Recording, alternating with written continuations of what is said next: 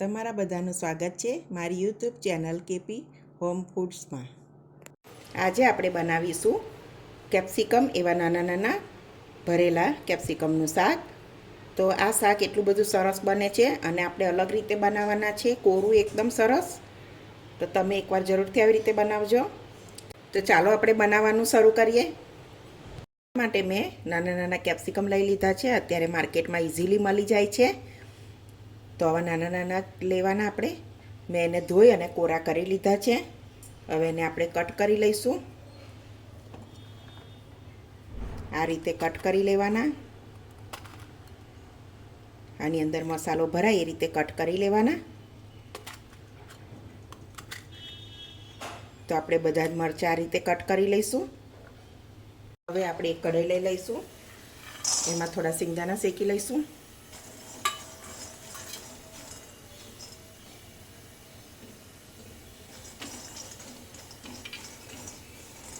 થોડા શેકાઈ જાય, છાલ નીકળી જાય ત્યાં સુધી શેકી લેવાના. તો આપણા સિંગદાણા સરસ છાલ નીકળી જાય એટલા એવા શેકાઈ ગયા છે. તો આપણે એને કાઢી લઈશું એક પ્લેટમાં.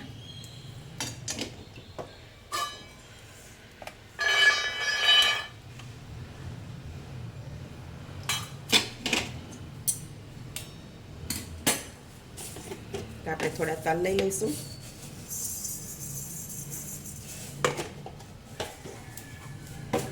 તલને બહુ શેકાવા નહીં દેવાના. તલ થોડી વારમાં શેકાઈ જાય છે. એને પણ આપણે શેકી લઈશું. તો આપણા તલ પણ શેકાઈ ગયા છે, એને પણ કાઢી લઈશું. આપણે થોડું તેલ મૂકી અને હવે ચણાનો લોટ શેકી લઈશું.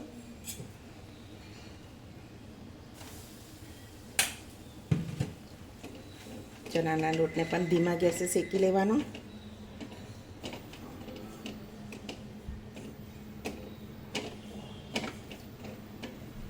ચણાનો લોટ પણ શેકાઈ ગયો છે. હવે એને ઠંડો પડવા દેવાનો.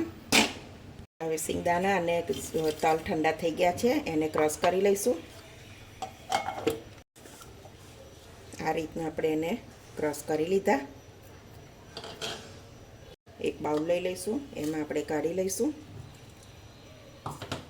ચણાનો લોટ ઉમેરી દઈએ. તો હળદર ઉમેરી દઈશું, લાલ મરચું પાવડર, ગરમ મસાલો, 2-3 ટેબલ સ્પૂન જેટલું ધાણા જીરું, અજમો આપણે હાથેથી મસળી લઈશું, થોડી હિંગ, થોડું સ્વાદ પ્રમાણે મીઠું લઈ લઈશું, 2 ચમચી કોપરાનો છીણ,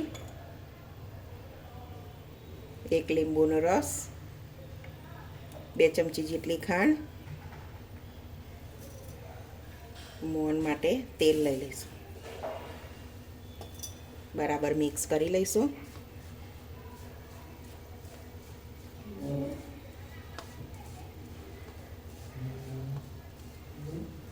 તો આપણે મસાલો રેડી કરી લીધો છે. મરચાંમાં ભરી લઈશું.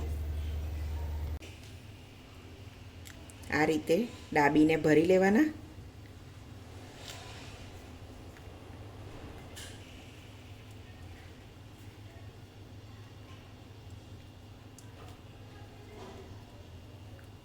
આ રીતે આપણે બધા ભરી લઈશું.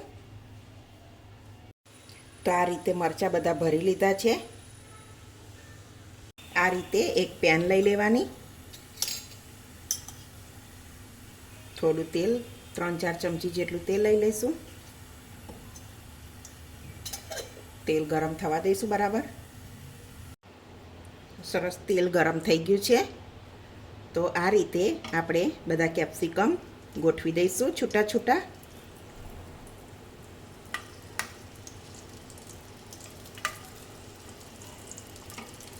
એકની ઉપર એક નહીં મૂકવાના, છૂટા છૂટા ગોઠવી દેવાના એટલે સરસ બધી બાજુથી શેકાઈ જાય.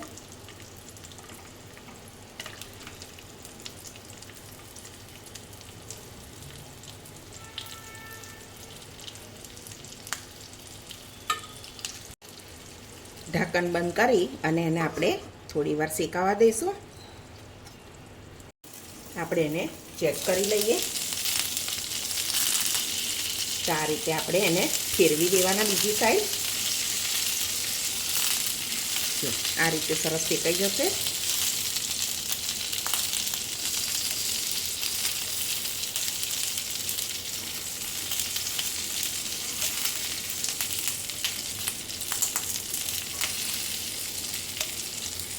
તમને જો થોડું તેલ ઓછું લાગતું હોય તો તમે ઉમેરી શકો છો. હું થોડું પાણી છાંટું છું એટલે મરચાં એકદમ સોફ્ટ થાય. ફરી એને ઢાંકી અને થવા દઈશું. તો ફરી એકવાર આપણે ચેક કરી લઈશું. સરસ મરચાં શેકાઈ ગયા છે આપણા.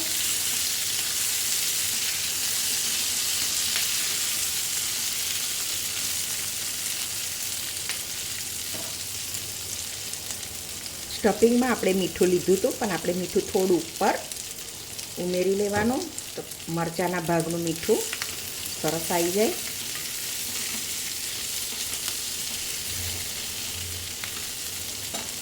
અને આપણો મસાલો થોડો બચ્યો તો એને આપણે ઉપર ઉમેરી લઈશું.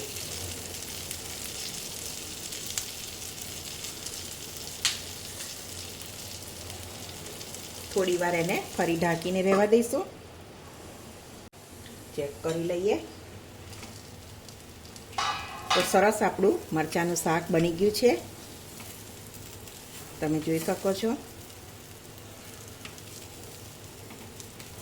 હવે આપણે એને સર્વિંગ પ્લેટમાં લઈ લઈશું.